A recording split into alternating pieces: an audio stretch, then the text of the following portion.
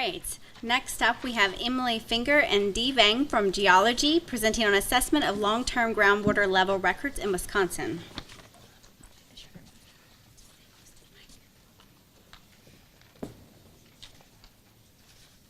Hello, my name is Emily Finger, and I'm a sophomore studying hydrogeology and chemistry. And my name is Duabchi Vang. I'm also a geology major, and I'm a senior with an interest in hydrogeology. So Wisconsin relies heavily on its water resources, and we use about 9 billion gallons of water per day, and the average household uses 300 gallons of water per day. When it rains, some of this water can infiltrate through the ground to become groundwater. And increases in groundwater levels make areas more prone to flooding. And according to the U.S. Geological Survey, flooding is Wisconsin's most costly natural disaster.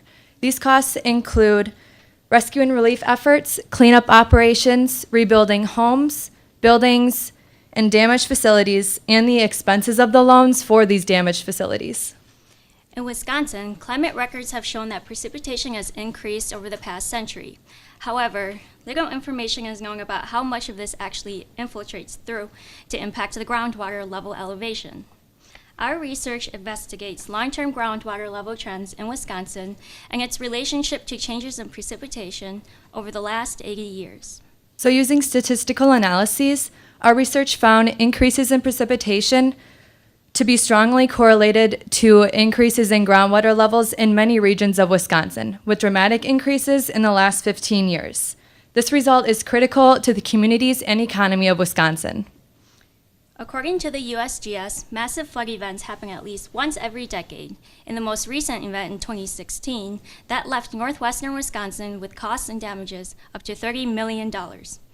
Flooding impacts everyone, including individual homes, businesses, and you. And not only is flooding a costly disaster, but floodwaters may also cause CAFOs lagoons to overflow. CAFOs are concentrated animal feeding operations, and they produce 5 tons of animal waste for every U.S. citizen. There's also been a 600% increase in CAFOs in Wisconsin in the last 10 years alone. And the liquid manure from CAFOs contain high levels of ammonia and hydrogen sulfide. And when these hazardous pollutants are released into the environment, it can cause severe health issues to the public. So by knowing the locations in Wisconsin that have significant increases in groundwater levels, we can help prepare for future flooding events in these areas as precipitation continues to increase into the future. So ultimately, we can save the state more time and money. And with the current demand for clean water, by understanding the groundwater elevations and how they change, that can help us maintain resources for a more sustainable future. Thanks. Thank you.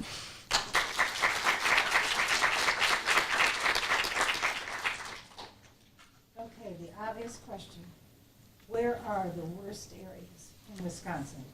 They are in the southwest area. Southwest, yeah.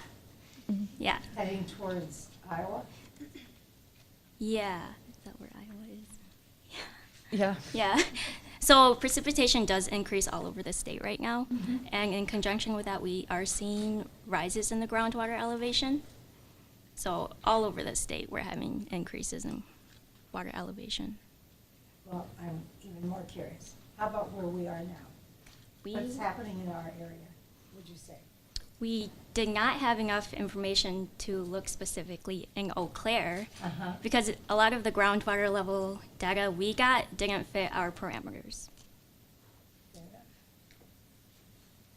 Does the kind of analysis that you do, does it allow you to also be predictive into the future of areas that are going to suffer higher groundwater and more floods or anything? Or is it only more looking at past trends and seeing what the current is? We mainly just looked at the past trends, like over the last 80 years, but where we're currently going with our research, we're just focusing on the last 15 years, and they're showing much greater increases, in the groundwater. Have you considered trying to predict next year's sample set? No.